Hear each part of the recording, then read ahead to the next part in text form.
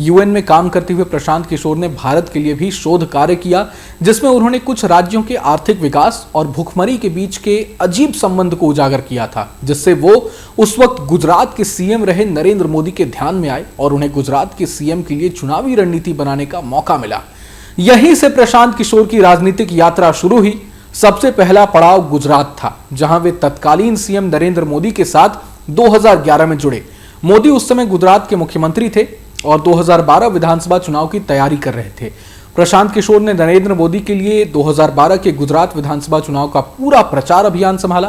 पीके ने मोदी को विकास पुरुष के रूप में पेश किया और सोशल मीडिया समेत विभिन्न माध्यमों से उनकी छवि को प्रचारित किया।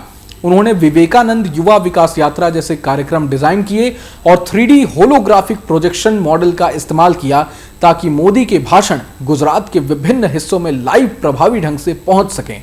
2012 के गुजरात विधानसभा चुनाव में मोदी की जीत ने किशोर को एक रणनीतिक जीनियस के रूप में पहचान दिलाई। इसके बाद उन्होंने 2013 में सिटीजन्स फॉर अकाउंटेबल गवर्नेंस यानी CAG नाम से एक संगठन बनाया। 2013 में जब नरेंद्र मोदी को भाजपा का प्रधानमंत्री पद का चेहरा घोषित किया गया तो उस चुनावी अभियान की तैयारी भी प्रशांत किशोर को सौंपी गई। इस टीम ने 2014 लोकसभा चुनाव में बीजेपी के लिए ऐतिहासिक रणनीति तैयार की। चाय पर चर्चा, 3D रैलियां, रन फॉर यूनिटी और सोशल मीडिया कैंपेन जैसे इनोवेटिव अभियानों ने बीजेपी की जीत में बड़ा योगदान दिया।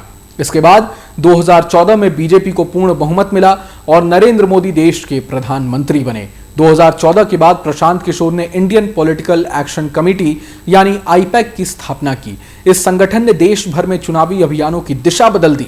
इसके बाद तो प्रशांत किशोर ने आने वाले वर्षों में कई राज्यों और पार्टियों के साथ काम किया। जैसे पीके ने 2015 के बिहार विधानसभा चुनाव में महागठबंधन यानी उस वक्त JDU, RJD और कांग्रेस के अलायंस के लिए रणनीति बनाई थी। नीतीश के निश्चय, विकास की गारंटी जैसे नारे और जनसंपर्क अभियानों ने नीतीश कुमार को तीसरी बार मुख्यमंत्री बनने में मदद की। बिहार की इस जीत के बाद प्रशांत किशोर की छवि एक चुनावी जीत की गारंटी के रूप में बन गई। इसके बाद 2017 में पंजाब में कांग्रेस के लिए कैप्टन अमरिंदर सिंह के नेतृत्व में चुनावी अभियान भी पीके ने चलाया, जिसके चलते कांग्रेस ने शानदार जीत दर्ज की। 2017 में यूपी में पीके ने कांग्रेस के लिए भी रणनीति बनाई, लेकिन यह अभियान असफल रहा। 2017 के यूपी विधानसभा चुनाव में बीजेपी ने रिकॉर्ड जीत हासिल की थी।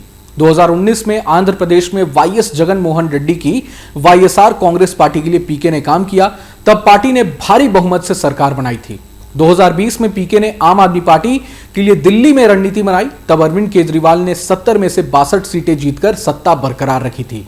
2021 में तृणमूल कांग्रेस के लिए पश्चिम बंगाल में दीदी के बोलो और दुआरे सरकार जैसे अभियान चलाकर प्रशांत किशोर ने ममता बनर्जी को फिर से सीएम बनने में मदद की।